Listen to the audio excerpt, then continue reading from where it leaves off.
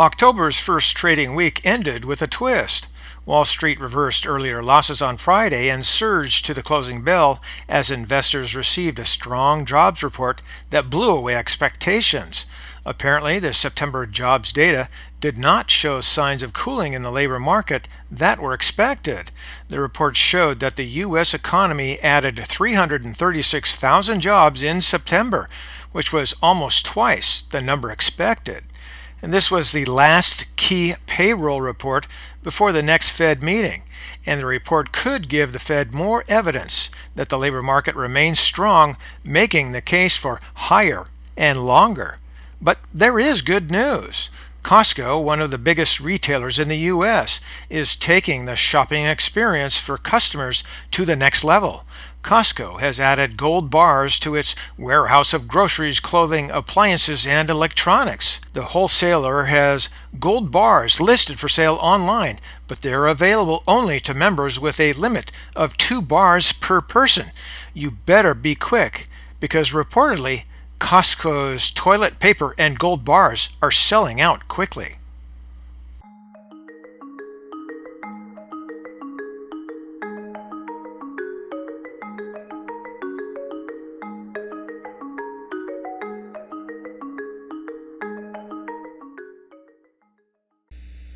And we're now looking at the 2-year weekly chart on the spiders. The SPY, the close on Friday, was 429.54. So things are starting to look a bit interesting. As we discussed last week, I expected that the price chart was going to get down here to this lower channel line right here, and also near that 50 EMA. I told you that we might go below, and that's not a big deal. We've went below back here and even back here. So the fact that we're right here is no real surprise. I just don't want things to break down much further. It's possible that we could have a few more days, maybe another week of downside, but I'm not going to get too alerted by this move. But let's go ahead and take a look at the oscillators. Volume's not going to show you too much there, but the MAC does. Separation between the fast line here and the slow line there is a bit concerned, not much, because we're still above that zero line, so we still have strength, but there seems to be an acceleration. But that acceleration, as you can see here in the histogram, is somewhat cushioned by this here, which is a green line. So we have a green line there, which means it was up. But for the most part, I think that's just the very early signs of perhaps a bottoming and basing, hopefully in this area here. Moving down into the price rate of change, you can see a bit of a fish hook that bounced off here. So hopefully we'll get some more sawtoothing in the market and then head on up above that zero line. But the fact that we're near the zero line, there is still some strength left in the market.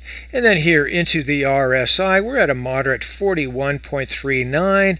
It's not too bad here. This also shows the possibility of a bottoming and basing. Hopefully that does start forming a little bit more solid of a bottom and base in the next week or two.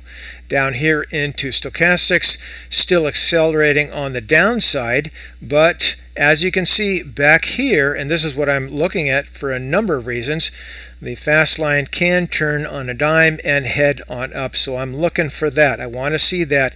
And if we could stay above this level here, then we'd still have a little bit of strength in the market in comparison to this move down here. So watch for that. Now into the Williams, you can see that we did bounce off. We moved up and out of that oversold territory, but only barely. We might be able to do another, say, sawtooth bringing us down, but I want to see some positive improvement. Something more or less, again, like this time frame here, where we bounced off and then up. We came up, hesitated before crossing through that midline. We came back here and then crossed through. So it could take us perhaps a month or perhaps more before we get all the way up here.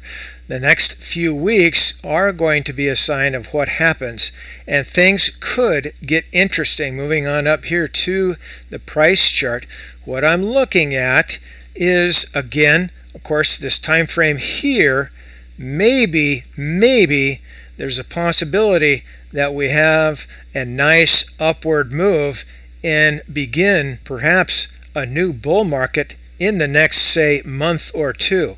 We'll be watching that, and I'll get into that more perhaps next week or the week later. But for today, that's ChewDog Charts. Thank you.